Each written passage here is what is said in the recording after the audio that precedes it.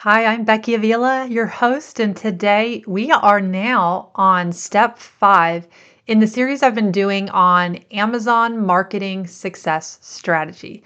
So today we are going to talk about what I think is very applicable to most natural personal care brands that isn't true for any product is how to retarget to gain new subscribers for your products to get people to come back buying from you again and again that have bought from you, to have them subscribe from you.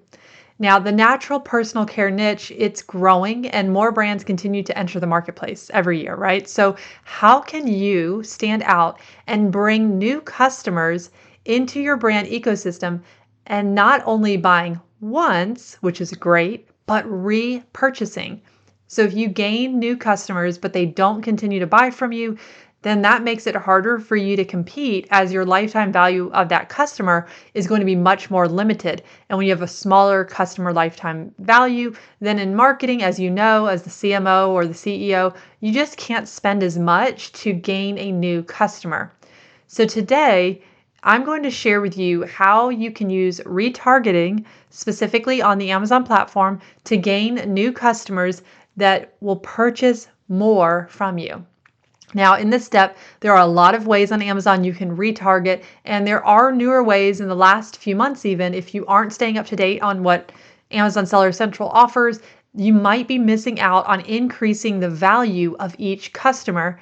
And because you're a purchase and because you're a purpose and mission driven brand that's seeking to help consumers make better choices for what's better for their body and for the environment, you want people to not get frustrated with products that don't work as well as your natural personal, like thinking about your toxic personal care brands that are on the market. So many times your new customer, they might be transitioning into a more healthy way of living, and that'll include becoming more intentional about the products that they put on their body and in their homes. I know I dealt with this years ago, probably, goodness, it's been more than a decade ago when I started kind of doing that for myself.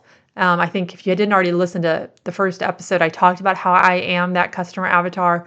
I personally use more natural products, but I had to slowly incorporate more into my life. So it's not an overnight thing for most people. Some people cold turkey. I'm a little bit that way sometimes, but not fully. So let's dig into ways that you can retarget customers on Amazon to then buy more from you.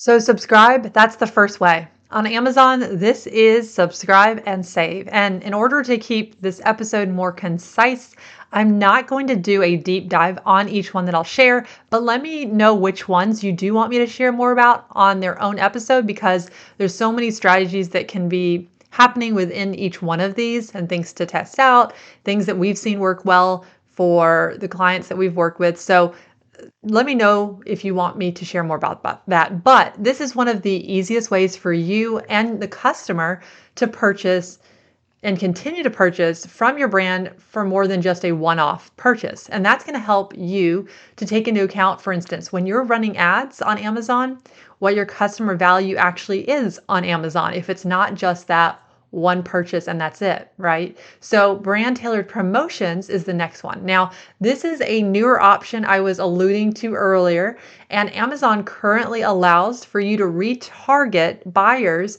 based on audience segments. So now, not all these options are going to be available to you since you do need to meet like a minimum eligibility number of people in that audience.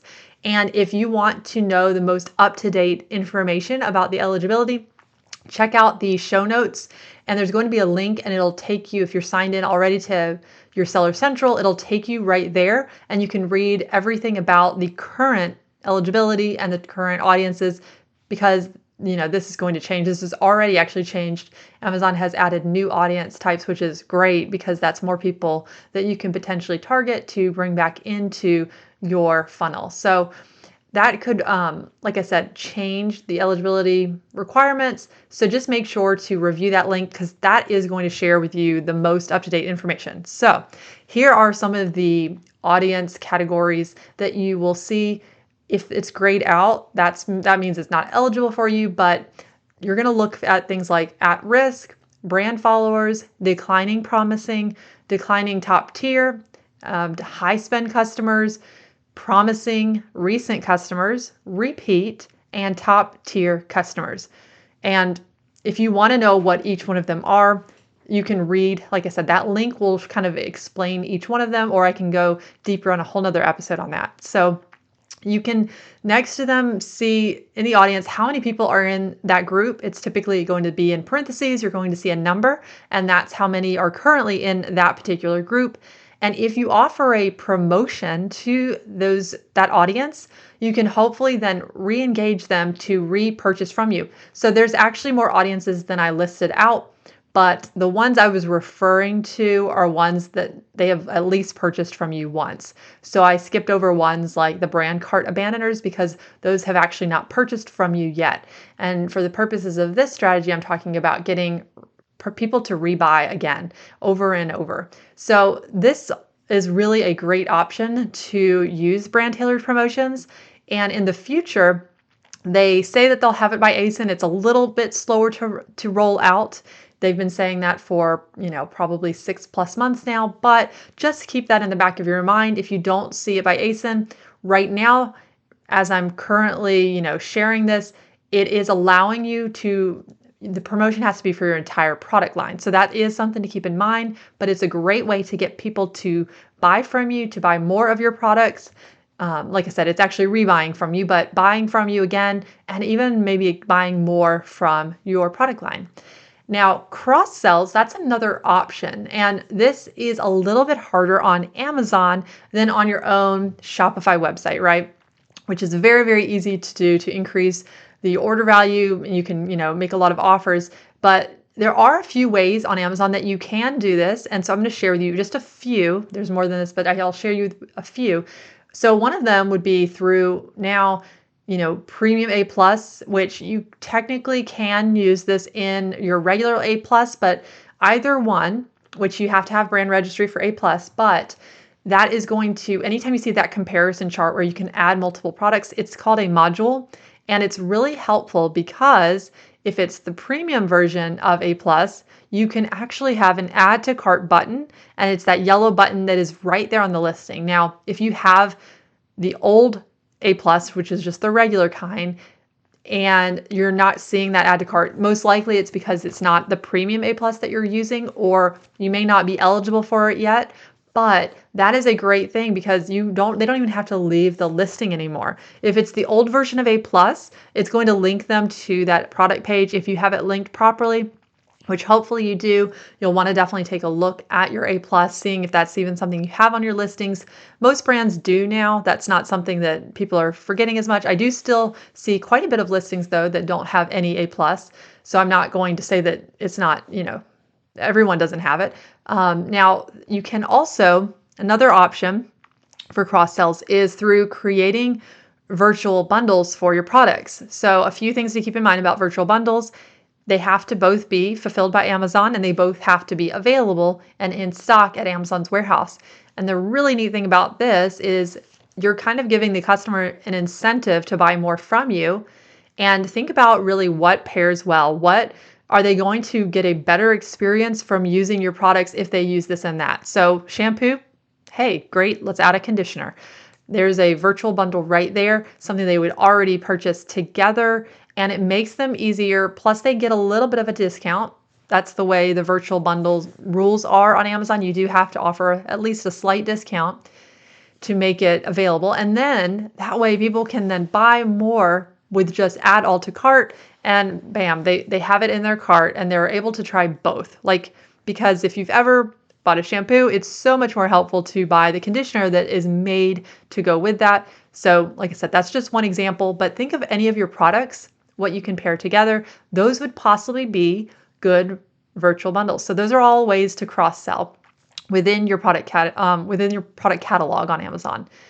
Next, we have display ads. So display ads are really great. They can also be very expensive, but they are great to retarget customers that have visited one of your product listings so that they can even see that product ad off of Amazon. So if they're on a blog, if they're on, a lot of different places and you see like the 5, like the star rating, like the yellow stars, most likely it's sending it back to Amazon. That's probably a display ad that you're seeing.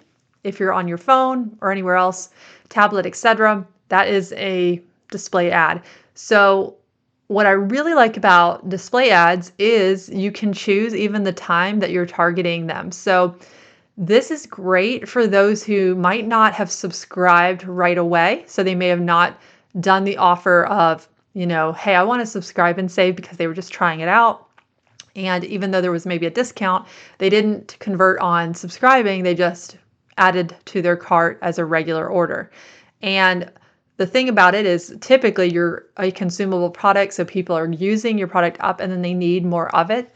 So this is a great way to almost remind them like, hey, it's time to repurchase again. And this is especially great if you know this use cycle of your product, if people are typically using it as directed, and you'll, have a lot of feedback probably from your customers as well, and maybe even like current data inside your Seller Central of, how often are people then repurchasing. So, let's say it's 45 days. Well, you can choose how within your display ads, you can choose when to retarget them. So this is really a great way to remind people, hey, you've bought this product before. Make sure you're probably running low. Make sure to buy more. So another thing that you can do is you can also set up promotions on Amazon that will actually encourage multiple products to be bought at once. So think of things like there's the buy one, get one, percentage off offer, things like that. So you could set up a promotion to encourage people to buy more from you. This will help to really just get them more in your ecosystem, learning more about your products, using more of your products, hopefully falling in love with more of your products, seeing how they're beneficial not only for them, for the environment, different things, things that make your brand unique, but then they'll, like I said, they'll want to just keep buying again. So here are some action items that I want to share with you for today, because I covered quite a bit in a condensed amount of time because I like to keep it short and sweet for you. Of those retargeting methods that I briefly mentioned, which one are you currently not doing that you could add to your Amazon marketing strategy?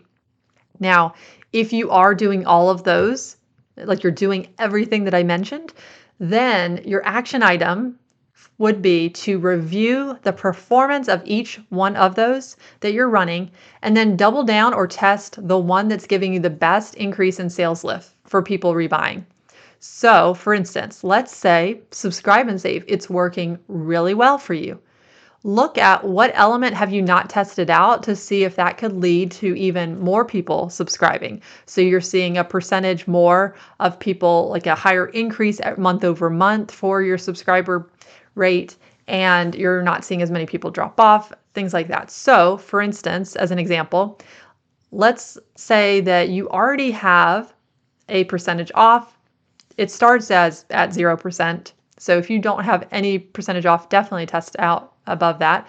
But you can bump it up by an additional 5%. So you could go from 0 to 5%, test that, see how that does.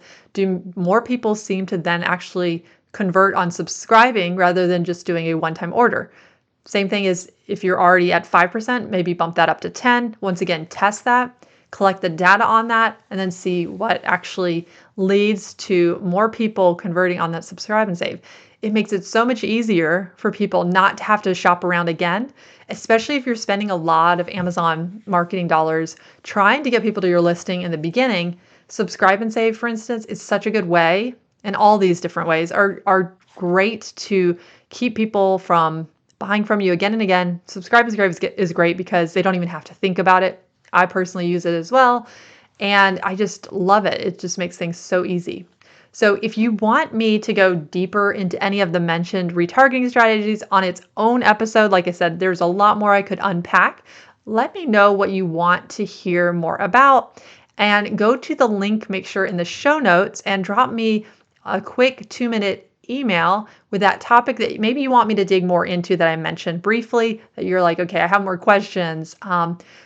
Please let me know. Or if you have a question or problem that you're facing on Amazon, or another platform for your natural personal care brand, send that in an email to me at contact@clickfluency.com, and I'll look over that and we'll do our best to address as many questions as we can on future episodes, because this podcast is to serve and to help you with your online marketing strategy for your natural personal care brand. So I'd love to hear from you. Make sure to send me a note and have a great day. Bye.